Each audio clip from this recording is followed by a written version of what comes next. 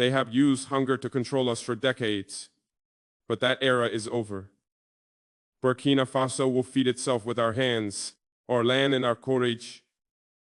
We are building Africa's largest food reserve, not for today, but for generations to come.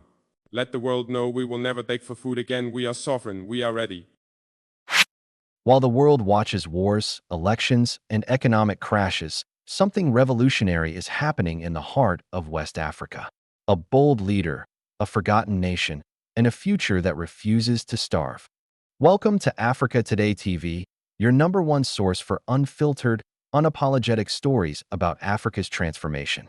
In a move that stunned global observers and uplifted millions, Captain Ibrahim Traoré, Burkina Faso's young revolutionary leader, has launched the largest food reserve project in African history.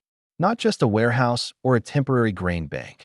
This is a nationwide food security infrastructure designed to feed the country in times of war, drought, sanctions, or global market collapse. Imagine this. Entire regions with strategic silos and underground storage bunkers. Indigenous grains, millet, sorghum, and maize harvested and preserved locally. A system independent from Western aid or UN food programs. While others depend on imported wheat and foreign handouts, Traoré is saying Burkina Faso will feed itself, no matter what. This is more than farming. It's more than logistics. It's African sovereignty in action, and it's happening right now. In today's explosive report on Africa Today TV, we break down how the project works. Africa is not just rising, it's preparing. He had seen people beg for foreign grain while rich soil lay uncultivated. To him, food was not a humanitarian issue. It was a weapon of war, a tool of control. These zones are protected by local defense militias, ensuring that even in times of conflict, the people have access to their own food. Let's dive in. Our reserves will be guarded by our youth, built by our people, and filled with food grown from our sacred land. Why food sovereignty is now a revolutionary act. It's a multi-layered defense system, blending traditional farming knowledge with modern technology and military protection. The hidden war on African agriculture, and how Traoré's bold move could inspire a continent. Get ready. After taking power in 2022, Captain Ibrahim Traoré made one thing clear. Burkina Faso must never be held hostage by hunger again. He had seen it before, villages starving while aid convoys were blocked. The government provides solar-powered drying facilities and organic pesticide alternatives to ensure long shelf life. That's why in early 2025, Traoré announced the National Strategic Food Reserve Initiative, a $1.2 billion plan to build Africa's largest decentralized food storage system, relying solely on local farmers, indigenous crops, and community labor. Instead of centralizing storage in the capital, the plan divided the country into regional food zones, each responsible for growing, drying, and preserving surplus food. Traoré explained in a national address, "Our people will never starve while foreign ships hold our grain ransom." This was a revolutionary vision, not just about agriculture, but about freedom. The food reserve isn't just a pile of sacks in a warehouse. Here's how it works. Local cooperative farming units, LCFUs. When a country dares to oppose their will, the first punishment is always food-related. Farmers are organized into cooperatives and equipped with storage training. Underground silos and eco-domes. Inspired by Sahelian architecture, these domes are cool, rodent-proof, and use earth insulation to keep food fresh for over 3 years. Digital inventory systems. He understands that a hungry nation cannot be sovereign.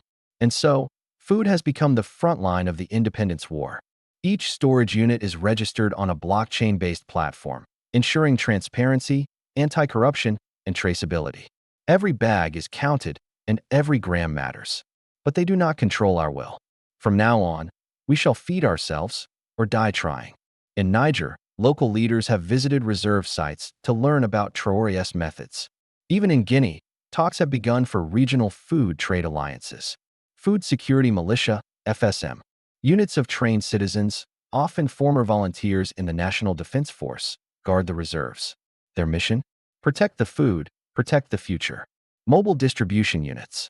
In times of emergency, the reserves can release food quickly through a central logistics command, allowing delivery to IDPs, flood victims, and isolated regions within 72 hours. It's no longer just about feeding people. It's about building an African ecosystem of food independence, from the soil to the stomach. Children are eating 3 meals a day in former conflict zones. And for the people of Burkina Faso, that's not nationalism, it's survival.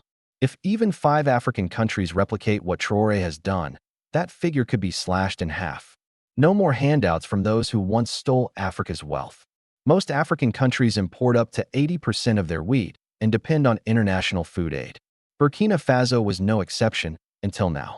A self-sufficient Burkina Faso cannot be pressured with aid, cannot be bribed with grain, and cannot be controlled through hunger. Will they follow? That remains to be seen. But one thing is certain.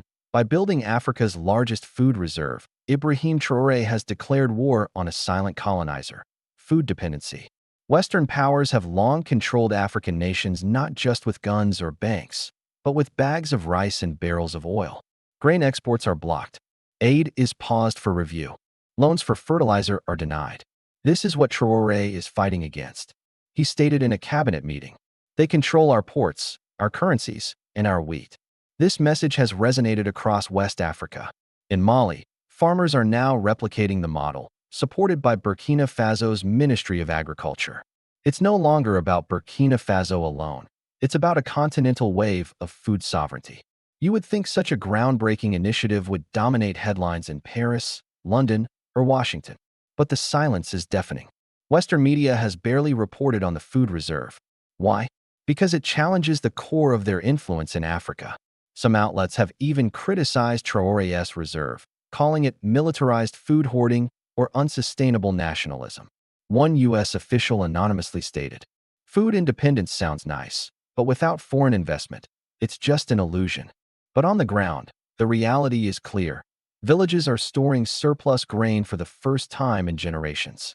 Africa loses over $30 billion annually due to post-harvest losses, mostly because of lack of storage. More importantly, it could mean no more famines. No more aid trucks parked for photo ops. Burkina Faso is showing what is possible when leadership, community, and courage align. Other African leaders are watching. Ibrahim Traoré has set the new standard. He's shown that nation-building starts with grain, not gold. With silos, not speeches. With food, not fear. If you're still wondering why this story matters, remember this. The next global war may not be fought over oil, but over food. And while the rest of the world prepares for chaos, one African nation is quietly stockpiling survival on its own terms. This is more than news. It's a movement. If you believe in African strength, African independence, and African solutions, share this video. Subscribe to Africa Today TV, where we bring you the bold and censored stories shaping the real Africa. We cover the rise of sovereignty, the fall of neocolonialism, and the people fighting to reclaim our future. Until next time, stand tall, stay informed, and never stop believing in the power of African resilience. Movie Camera Africa Today TV, Africa's voice, Africa's future.